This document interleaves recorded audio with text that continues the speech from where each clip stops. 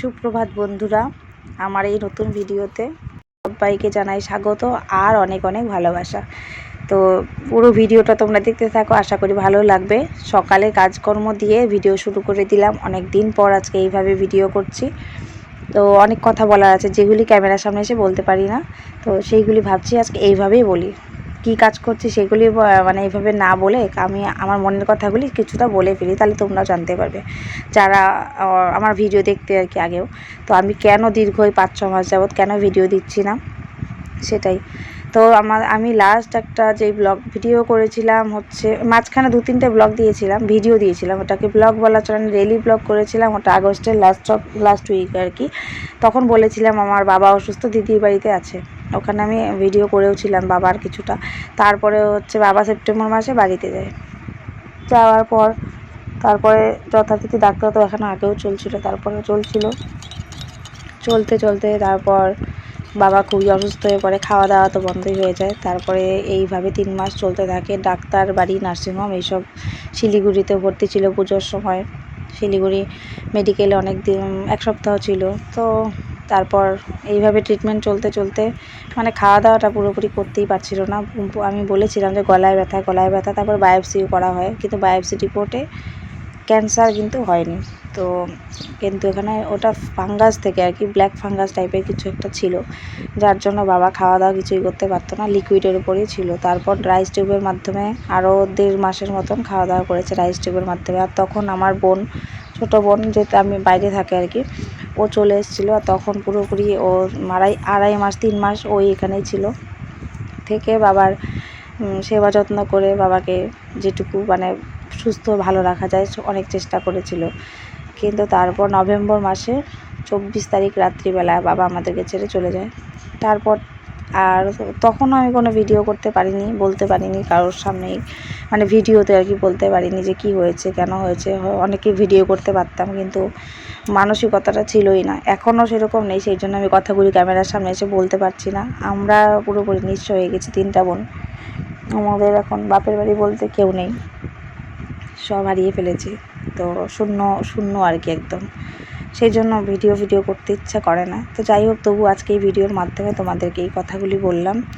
তো এই জন্যে আমি ভিডিও দিতাম না, মন মেজাজ একদম ঠিক ছিল না। তো আস্তে আস্তে এখন স্বাভাবিক হচ্ছি, সব স্বাভাবিক ছন্দে ফিরে আসছে জীবন আমাদের। তো সেই জন্যই ভাবলাম না, কথাগুলি জানিয়ে দিই, তারপর থেকে হয়তো বা ভিডিও ঠিকঠাক করে আসবে। আর এখন অ্যাকচুয়ালি সময়ও পাই না।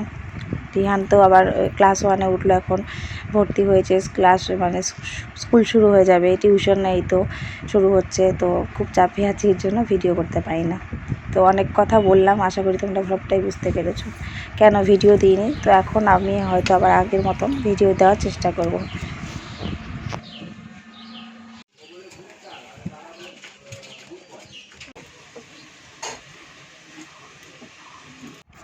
মা সকালবেলা আজকে রুটি আর সবজিটা করেছিল, ভাতটাও নামিয়েছে, আর আমি এখন বাদ বাকি রান্নাগুলি করব। তো দুধ শুক্তো করবো আর কি, সেই জন্য সবজি কাটছি। আর ডাল হবে, মাছের ঝোল হবে। তো এই যে আমার সবজি কাটা হয়ে গেছে মোটামুটি, দেখো সব এরকম ডুমো করে কেটে নিয়েছি, আর সজনে ডাঁটাটা কাটতে বাকি। আর এদিকে মসুর ডালও হয়ে গেছে, ফোড়ন দিলাম। এখানে এই যে পটল ভাপে বসিয়েছি, এটা বাটা হবে, কালো জিরে, পেঁয়াজ, রসুন, লঙ্কা দিয়ে একবারে বসিয়ে দিয়েছি। আর আমি এখন মশলা বাটতে বসবো, পোস্ত, সর্ষে আর হচ্ছে আদা। আজকে করবো দুধ শুক্তোটা, সবজিটা কেটে রেখেছি, তো ওইটা করবো আর কি।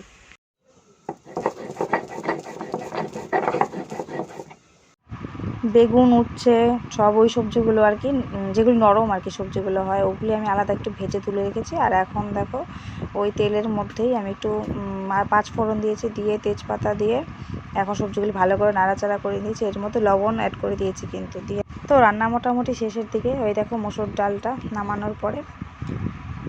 আর এই হচ্ছে পটল বাটা, পটলের খোসা না কিন্তু, পটলই বাটা। আর এই হচ্ছে দুধ শুক্তোটা। কালারটা তোমরা বুঝতে পারছো না জানি, কারণ লাইটটা দেওয়া নেই ঘরে। আর এখানে হচ্ছে মাছের ঝোল আলু দিয়ে, একটু মাখা মাখা হবে, তারপরে নামাবো। আর লাইটটা দেওয়া নেই জন্য ঘরে ভালো বোঝা যাচ্ছে না। আবার মামা নিতে হতো, যার জন্য আমি মোবাইল দেখতেও পারতাম না তখন। তো এখন বাচ্চা ঘড়িতে 4:30 পুরোপুরি।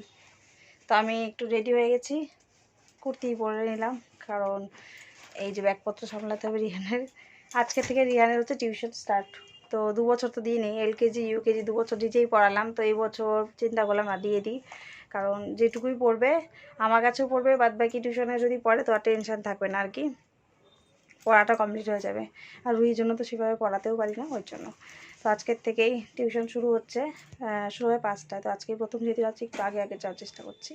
তো ব্যাগটা গুছিয়ে নিয়েছি, ব্যাগটা প্রচণ্ড ভারী হয়ে গেছে, 4টা খাতা 4টা বই ও জলের বোতল আছে। তো এটা আমাকেই সামলাতে, ভাবছি রুহিকে রেখে যাবো দোকানে, মানে মার কাছে আর কি। মা বা আমার যা যেই রাখে, একটু যদি রাখে তো আমি দিয়ে চলে আসবো, আবার পরে আনতে যাবো আর কি। ওই প্ল্যান, জানি না এখন বেরোনোর সময় যদি কান্নাকাটি করে তাহলে হয়তো ভেবে নিয়ে যাব। তো আর কি, চলো বেরোই। আর সারাদিন আর ক্যামেরার সামনে এসে কথা বলা হয়নি, কারণ হঠাৎ করে আবার ব্লগিং শুরু করার চেষ্টা করছি আর কি। ইচ্ছে করে রাত্রিবেলা করে প্রতিদিন শুয়ে শুয়ে ভাবি যে কালকের থেকে শুরু করবো, কিন্তু সকালবেলা হয়ে আর কাজের চাপও থাকে, হয়ে ওঠে না। তো আজকে যেহেতু সকালবেলা রান্নাটা মা একটু দেখছিল, তো সেই জন্য আর কি আমি শুরু করেছিলাম। তো যাই না, তো চলো এখন যাই, তারপরে আবার এসে কথা হচ্ছে। পেছনে বালতিগুলি দেখে কেউ হাসাহাসি করো না, ওগুলির মধ্যে খেলনা আছে রিহানের, কারণ ওই সামনে রেখেছি, চট করে নামিয়ে খেলে আবার ওটার মধ্যে সব ভরে রেখে দেয়। আরও আছে নিচে, বাস্কেট টাস্কেটে তো প্রচুর ভর্তি, সরিয়ে রেখেছি অনেকটাই, তবু এগুলির মধ্যে রয়ে গেছে কিছু। তো আগে বেরোই, এখন আর কথা বলছি না, পরে আবার কথা হচ্ছে। তো আমরা বের হয়ে পড়েছি, এই যে রিয়ানকে দিয়ে চলে আসলাম। 6:30টায় ছুটি হবে, তো এখন বাজছে 6টা 20। তো এখন আমি বের হয়ে যাবো। আর রুহিকে দোকানে দিয়ে আসলাম, আবার ওকে রেখেই গেছিলাম বাড়িতে, তো এখন আবার রেখে যাচ্ছি, কারণ দোকানেই থাকেই, আবার হাঁটা করলে নিয়ে অসুবিধা হয়ে যাবে, ব্যাগটা প্রচণ্ড ভারী। যেদিন না মানবে সেদিনকে নিয়ে যাব, তো আজকে নিয়ে যাচ্ছি না। তো এখন একটু ঘরে রেস্ট নিলাম, একটু ভিডিও টিডিও দেখছিলাম, জামা কাপড় এসে তুললাম সব ঘরে, তুলে টুলে দিয়ে যে এখন বেরোচ্ছি। হাঁটতে হাঁটতে যাবো, খুব বেশি তো দূর নয়, হাঁটতে হাঁটতে চলে যাই, গিয়ে নিয়ে আসি, তারপরে আবার এসে কথা হচ্ছে।